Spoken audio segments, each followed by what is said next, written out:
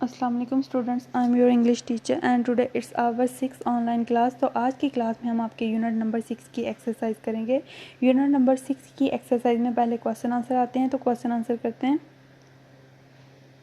Question number 1 है, what did the boy do when he सा the landing parachute. जब लड़के ने उतरते हुए पैराशूट को देखा तो उसने क्या किया। The boy rode his bike to the landing parachute. लड़का अपनी बाइक पर सवार होकर उतरते हुए पैराशूट की तरफ गया। What did his friend ask him to do? उसके दोस्त ने उसे क्या करने को कहा। His friend asked him to hold one of the ropes attached to the balloon. उसके दोस्त ने गुब्बारे के साथ जुड़े हुए रस्सों में से एक रस्सा पकड़ने को कहा।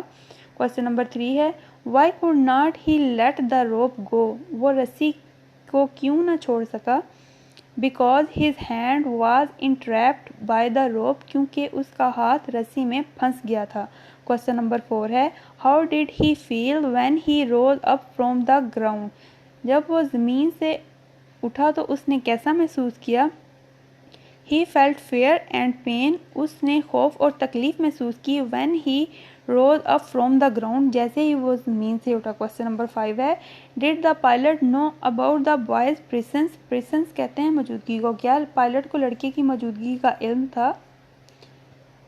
No, the pilot did not know about the boy's presence. नहीं, पायलट को लड़के की मौजूदगी का इल्म ना था। क्वेश्चन नंबर 6 है, What did the pilot do when he saw the boy? जब पायलट ने लड़के को देखा तो उसने क्या किया। The pilot released hot air through the top of the balloon to get down on the ground. लड़के को देखने के बाद पायलट ने ज़मीन की तरफ उतरने के लिए गुब्बारे के ऊपर वाले हिस्से से हवा खारिज की। क्वेश्चन नंबर 7 है, how high did the balloon go? गुब्बारा कितना ऊंचा गया। The balloon went 3000 feet high. गुब्बारा 3000 फीट बुलंद हुआ।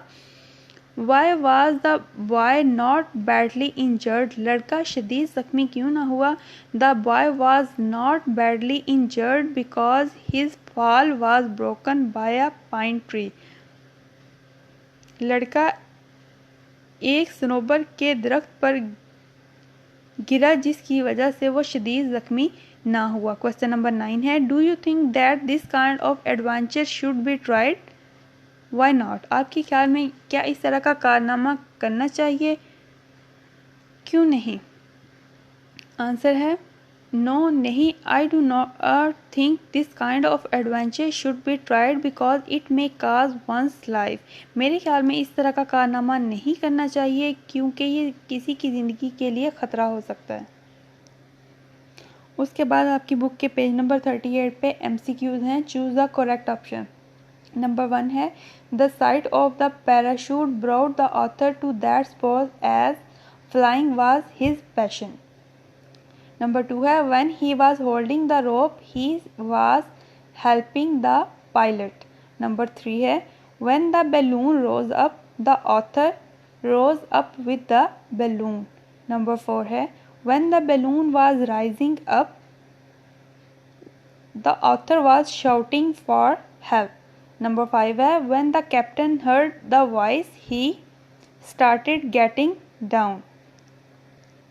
नंबर 6 है, when the rope tore off the balloon the author fell into a pine tree. Number 7 है, when the author fell down he was only scratched. इसके बाद आपके word meaning आते हैं पेज नंबर 39 पे।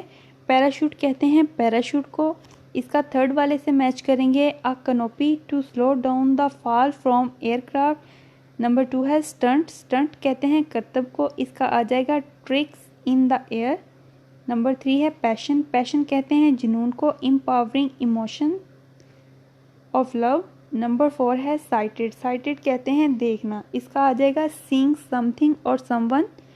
नंबर 5 है बर्नर, बर्नर कहते हैं बर्नर को, इसका रिंग और plate on oven that give heat और अ फ्लेम। नंबर 6 है जर्क्ड, इसका मतलब है झटका देना, इसका फर्स्ट वन आ जाएगा to pull something with a sudden strong movement.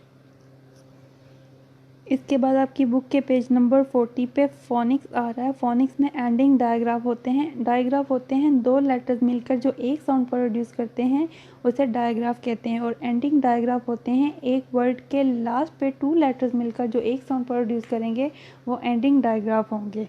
तो आपके लिए ये SH, CH, GH and PH ये ऐसे लेटर्स हैं stand for one sound at the end of each word. ये हर वर्ड के लास्ट पे एक साउंड प्रोड्यूस करते हैं। नंबर 1 देखें, when I open the door the lights flash, the news reporter capture her photograph, the man does not wash his cloth properly. Number 4 है, in a crowd people usually push each other. Number 5 है, a monkey picked up a bunch of bananas from a fruit shop. Number 6 है, he put all the utensil in a dish washer.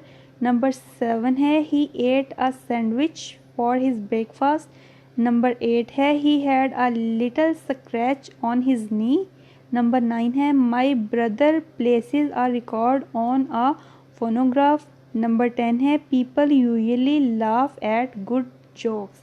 उसके बाद language and arts में page number 40 पे ही आ रहे हैं subject pronoun और object pronoun.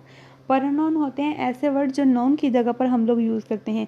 Subject pronoun होते हैं जो हम लोग सब्जेक्ट की जगह पर यूज़ करते हैं, और ऑब्जेक्ट प्रोनाउन वो होते हैं जो हम लोग ऑब्जेक्ट की जगह पर यूज़। सब्जेक्ट प्रोनाउन में हमारे पास आ जाएगा ही, आई, शी, दे, वी, यू। ये एक सेंटेंस के स्टार्टिंग पे आते हैं, इसलिए इन्हें सब्जेक्ट प्रोनाउन कहते हैं। ये सब्जेक्ट की जगह पर यूज़ होंगे। और ऑब्जेक्ट प्रोनाउन वो होते हैं जो ऑब्जेक्ट की जगह पर इस यूज़ होते हैं। For example her, him, it, me, them, us, you. ये हमारे पास ऑब्जेक्ट प्रोनाउन है। अब ऐसे ही आप लोगों ने एक्टिविटी कंप्लीट करनी है। Write SP. SP stand for subject pronoun if the underlined pronoun is a subject pronoun. Write OP for the object pronoun.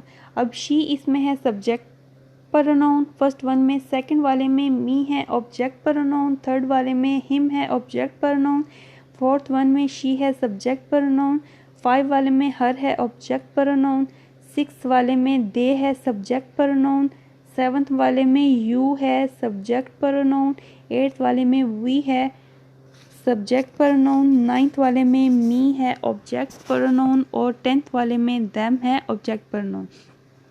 इसके साथ ही हमारी आज की क्लास ख़त्म होती है। उम्मीद है कि आप लोगों को इस एक्सरसाइज की समझ लग गई होगी। आप लोगों ने एक्सरसाइज के क्वेश्चन आंसर अपनी नोटबुक पे नोट करने हैं और बाकी एक्सरसाइज बुक पे ही सॉल्व करनी है और अच्छे से याद करनी है। अल्लाह हाफिज़।